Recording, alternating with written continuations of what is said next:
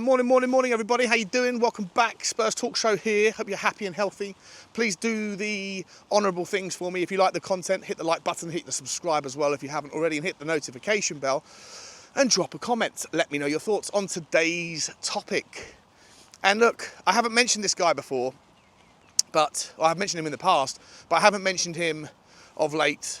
There's been some rumours around, but I thought I'd bring it to your attention because I think that the game against Aston Villa and the game against Crystal Palace kind of highlighted certain things in my mind, at least, around the wide men. And of course, the link is Nico Williams from Atletico Bilbao.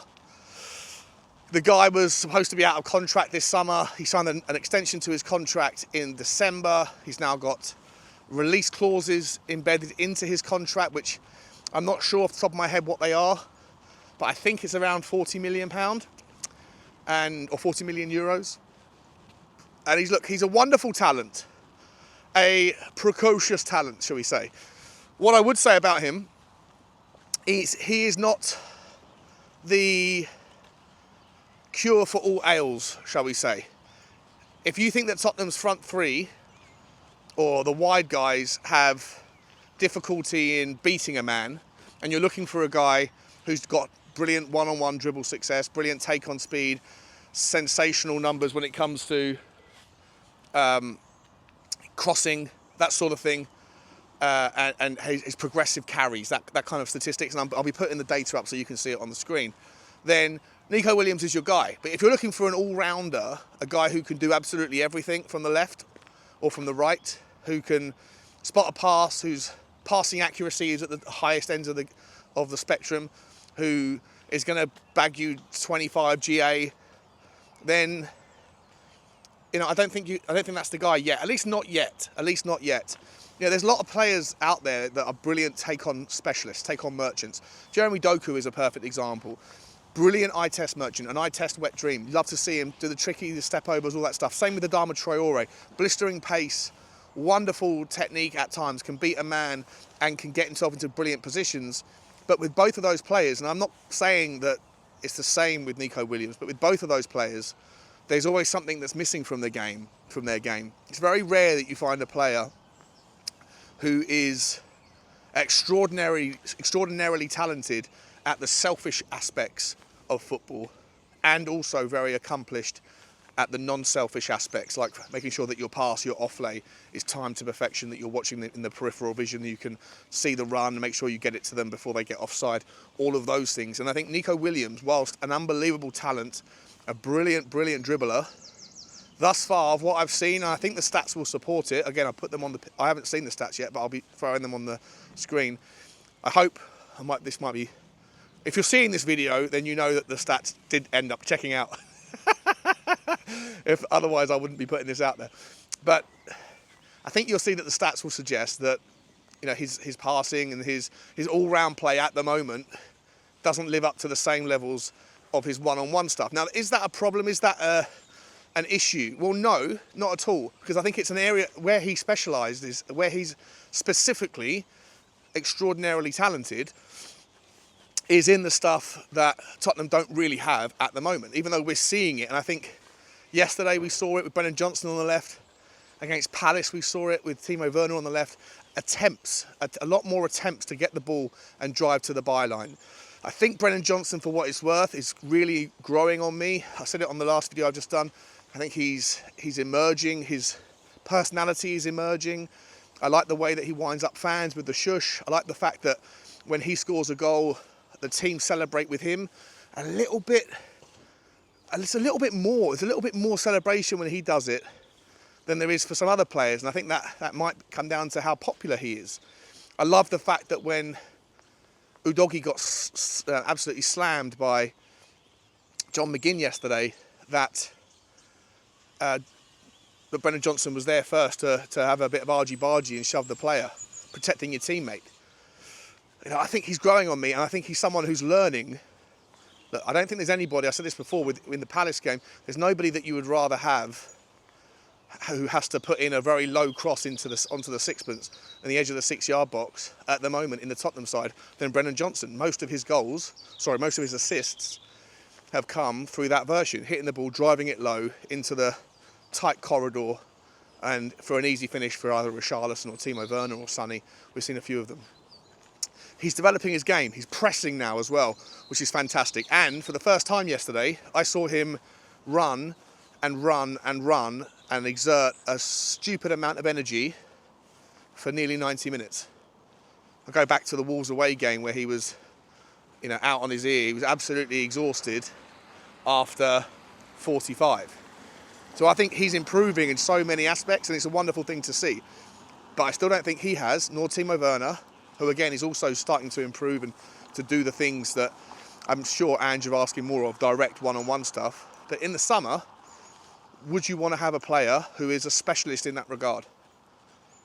Whether it's a utility to use off the bench, whether it's a starting effort, I think you would. However, because I don't think necessarily those players are ever going to be that great, that brilliant at it, even though they're improving. I don't think Brennan Johnson's footwork speed, his step overs, all that stuff is like he's one of the fastest players in the Premier League, but not with the ball, so to speak.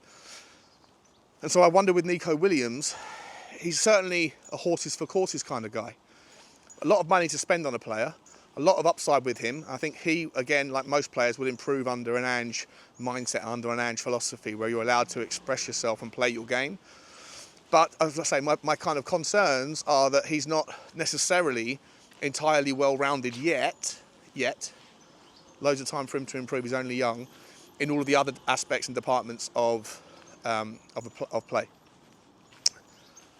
The other thing I'd say is that if you do beat a man like he can, and you'll see from the stats again, I hope, that he's up there with his crosses as well. His cross percentages are really, really good. Like he puts in, maybe, I don't know, I'll hazard a guess here, but probably 7 or 8 crosses a game, which is really, really, really impressive.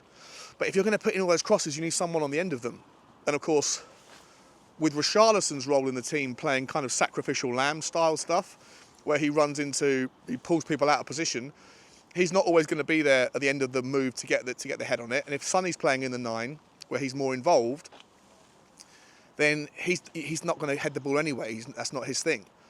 It took Brennan Johnson's unbelievable whipped-in cross yesterday, Pap Sarr's unbelievable whipped-in cross yesterday, to fall at the feet of a charging-in Maddison. And so another consideration around that Nico Williams value proposition is if you're going to have someone like him who's going to find the space to be able to whip the ball in, would you like to see someone who is a kind of a hybrid in value between a Sonny and what he can do and a Richarlison who's powerful in the air?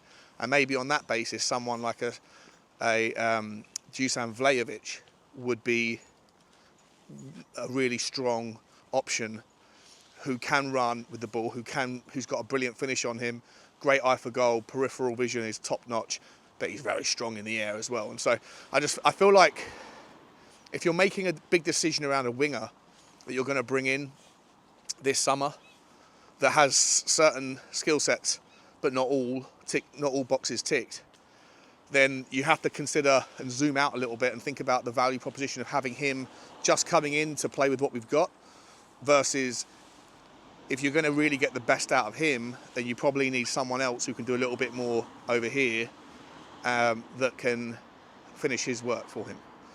And it's interesting, especially when you go back to that Football Insider exclusive that came out that I did a video on a few days ago, where they were saying that according to their sources, whatever they are, that Paratici is leading the search this summer for a striker. And as I said on that particular video, well, that probably means then if it's not Johan Langer's decision, if it's more around Paratici, then it's not going to be focused on the youth. It's going to be focused on someone who's really ready here and now. And it may look increasingly like it's Fabio Paratici's going to dip back into his little black book, into his market connections. And if so, does that look anything like potentially going back to Juventus? And if so, then does Dusan Vlahovic's name make sense?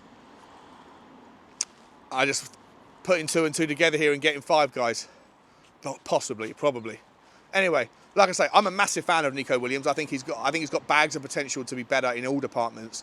But the departments in which he stands out in right now, I think we don't have necessarily players that can do that as well as he can. But all of that's to nothing unless someone can be on the end of the crosses to finish it. And Richarlison's role in the team seems to be a little bit different to Sonny's in that he kind of plays that sacrificial lamb, and so he's not always in the box when the crosses come in. So you're going to need to be thinking kind of four-dimensionally there, like around if you're going to get him, then you need someone else, and who does that look like, and how much is that going to cost, and is that the way you really want to go, and does Vlahovic suit a system for Tottenham? Someone like Vlahovic suit a system if Williams isn't playing, because you still have Timo Werner for 15 million quid, Brennan Johnson, what about Manor Solomon, etc. Food for thought, guys. Just thought I'd throw that out there. It's a bit of a nothing video, but like, subscribe and comment if you've enjoyed it, and as always, I'll see you on the next one. Bye bye.